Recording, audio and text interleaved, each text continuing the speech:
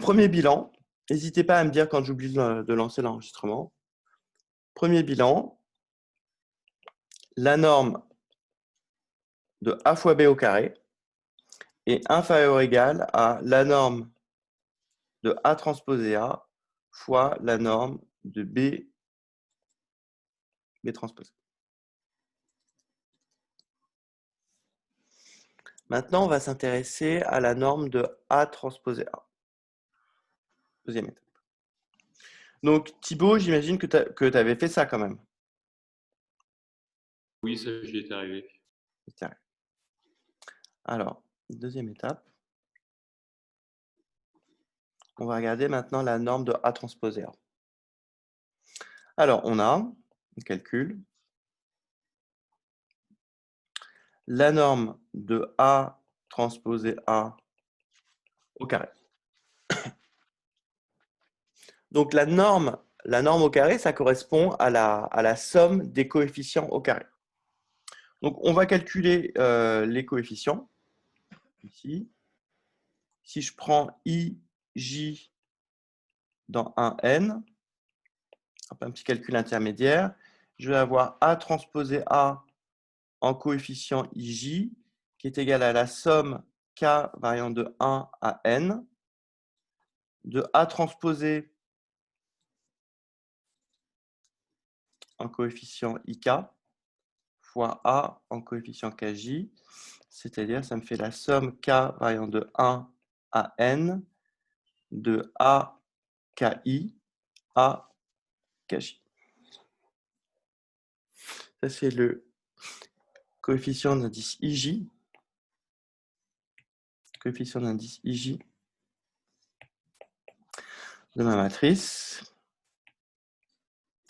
Donc, quand je fais la norme de cette matrice au carré, c'est égal à la somme des coefficients au carré.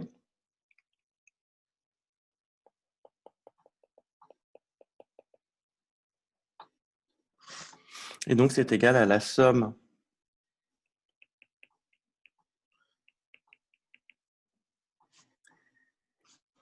de la somme k variant de 1 à n des AKI, AKJ, le tout au carré. Alors là, mon but, je suis en mode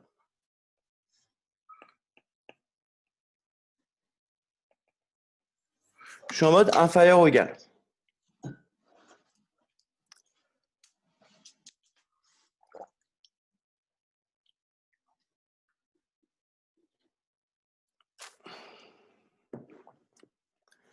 Et là, Thibaut, est-ce que tu vois une idée possible une fois qu'on est en mode inférieur ou égal? À ce moment-là, j'ai essayé de trouver un nouveau produit scalaire et de refaire une espèce d'inégalité de Cauchy-Schwarz. Cauchy-Schwarz. Ben, en fait, beaucoup plus simple. Est-ce que là, tu pourrais pas faire une inégalité de Cauchy-Schwarz? Oui, d'une certaine manière, on peut rentrer le carré à l'intérieur. Ouais, c'est pas vraiment la bonne façon d'y penser, hein. D'accord? Or, donc fixons I et J.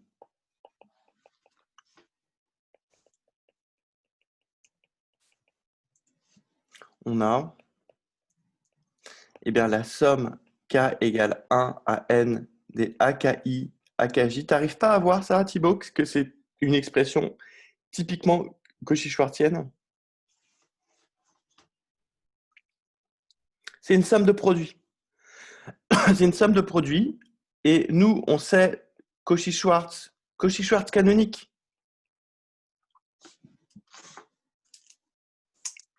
Cauchy-Schwarz Rn. Cauchy-Schwarz Rn, c'est la somme des AI, BI est inférieure ou égale à la racine carrée de la somme des AI carrés fois la racine carrée de la somme des BI carrés. Hein, j'ai vu en particulier Thibaut dans l'exercice que tu avais posté. c'était présenté de façon un peu compliquée. Tu parlais d'un produit scalaire sur Mn1, etc. Il faut vraiment retenir cette inégalité. Pour toute famille AI et pour toute famille BI appartenant à R puissance n. Dès qu'on a la somme, une somme de produits, on est vraiment dans le cadre de Cauchy-Schwarz. Donc ici, cette somme-là va naturellement, hein, alors, Cauchy-Schwarz va nous dire que ça, c'est inférieur ou égal à la racine de la somme k égale 1 à n des AKI au carré, fois la racine de la somme k égale 1 à n des AKJ au carré.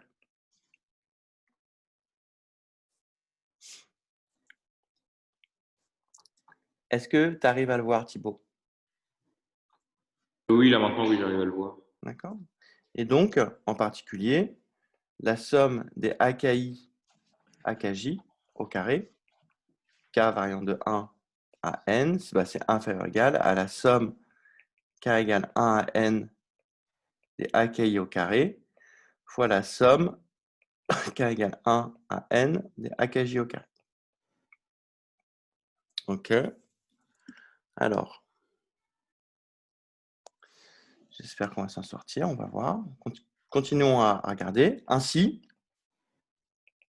on a, alors nous, c'était la norme, si je me souviens bien, on était en train de regarder la norme de A transposé A au carré. Et donc, c'est inférieur ou égal à la somme pour IJ compris entre 1 et n.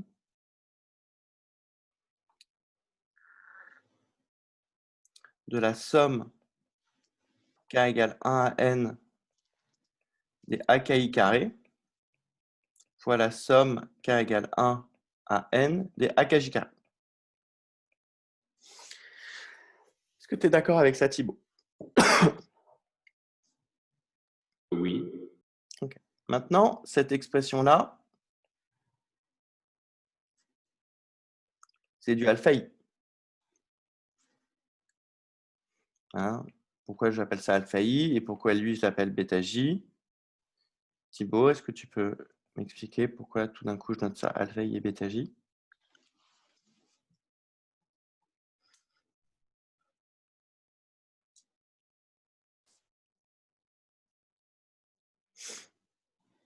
Alors, quelqu'un prend la parole. C'est pas parce que maintenant les variables c'est i et j Ouais. qui font varier les sommes. Et comme ça, on va pouvoir réappliquer Cauchy-Schwarz. Non, là, tu n'es pas dans le cadre de Cauchy-Schwarz. Ah oui, non, parce que là, Cauchy-Schwarz, ça serait le même indice à gauche et à droite. Ça ouais. serait alpha i, bêta i, tu vois. Il Ouais, te ouais. reste une seule somme. Donc, c'est pas tout à fait ça. Victor, je t'écoute. Est-ce qu'on pourrait dire que c'est une somme à variables séparées? Eh oui, tout à fait. C'est une somme à variables séparées. C'est une somme double, certes. C'est une somme double, certes. Mais c'est une somme double simple. Puisque le terme qu'on est en train de sommer, le terme qu'on est en train de sommer, qui dépend de I et J, dépend d'une façon très particulière de I et J. C'est-à-dire que nous, on est en train de regarder la somme de UIJ, où UIJ, c'est juste un nombre qu'on a rentré sur une grille. Ça, c'est la grille avec, là, j'ai U11, U12, U13, etc. Mais ici, cas particulier, UIJ, c'est égal à alpha i fois bêta j. Hein, c'est comme une matrice de rang 1, en fait. Ça veut dire que là j'ai, par exemple, alpha 1, alpha 2, alpha 3, alpha 4, alpha 5, alpha 6. Et ensuite, cette ligne-là, cette colonne-là, sur la première colonne, je la multiplie par bêta 1. Sur la deuxième colonne, je la multiplie par bêta 2. Donc, ça fait un tableau de nombres qui est très, très particulier, qui est un peu comme une matrice de rang 1. Et donc, ici, l'avantage d'avoir ce concept de famille à variables séparées, c'est que ça, on n'a pas besoin de réfléchir, on sait que c'est égal immédiatement au produit des sommes. C'est égal à la somme i variant de 1 à n du terme qui ne dépendait que de i, c'est-à-dire la somme k égale 1 à n des a ki au carré, fois, voilà, fois le terme en j.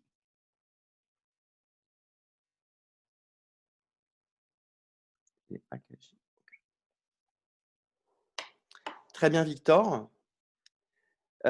Thibaut, ça te parle un petit peu les sommes à variables séparées? Oui, bah, maintenant que vous le rappelez, oui. Bah, je pense que c'est là-dessus que j'ai bloqué dans l'exercice. Je pense que j'étais arrivé à cette étape-là, mais qu'il manquait Ouais. l'étape. Et alors, c'est vrai que c'est difficile parce qu'il y a plein de sommes là. Chacun est une somme. Et c'est là qu'on voit toutes les vertus bah, du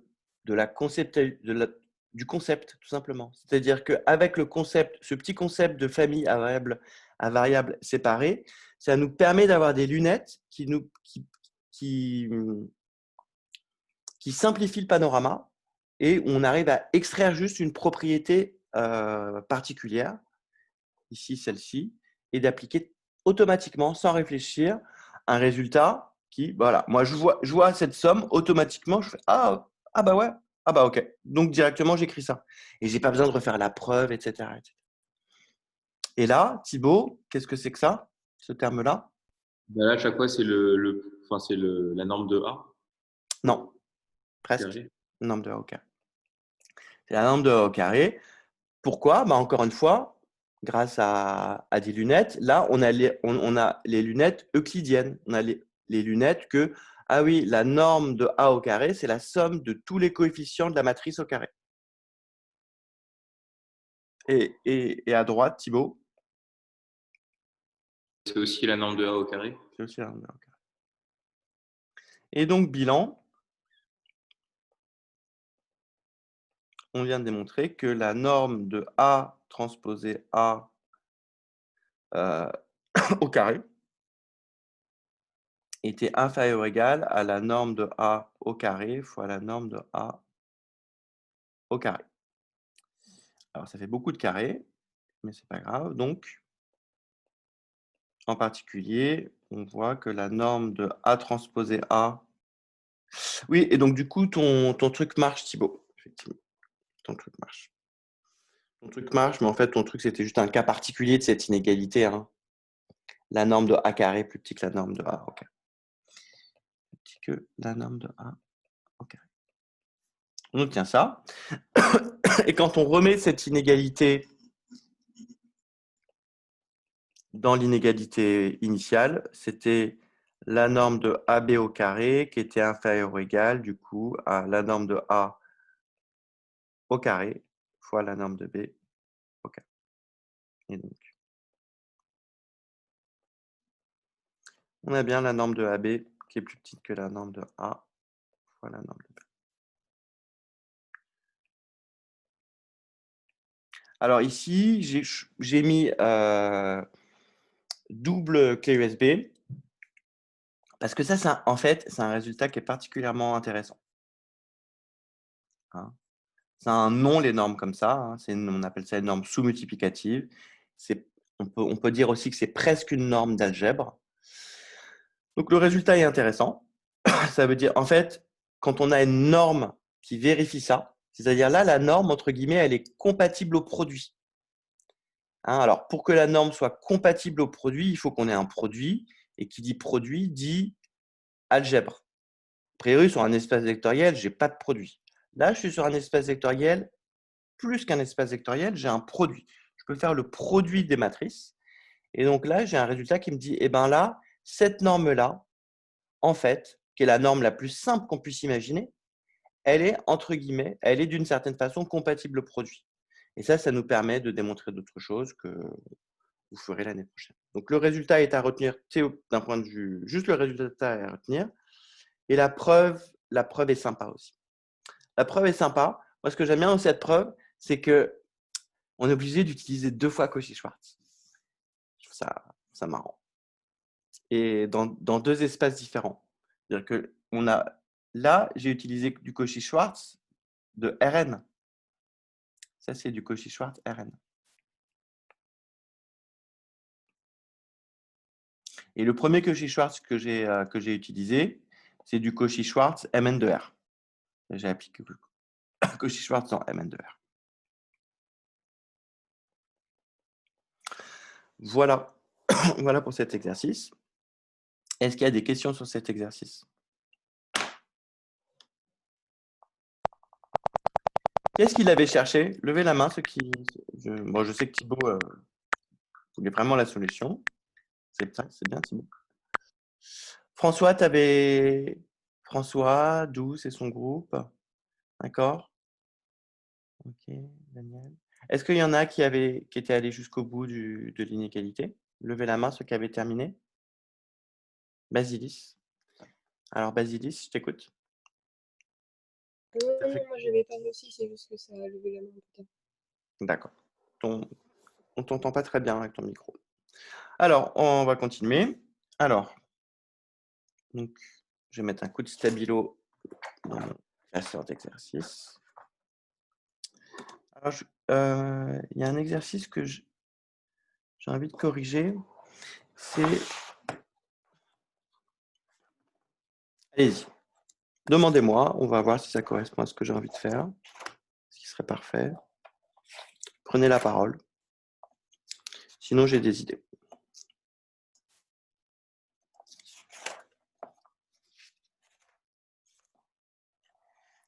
Le 35.33. J'ai envie de faire le 35.33.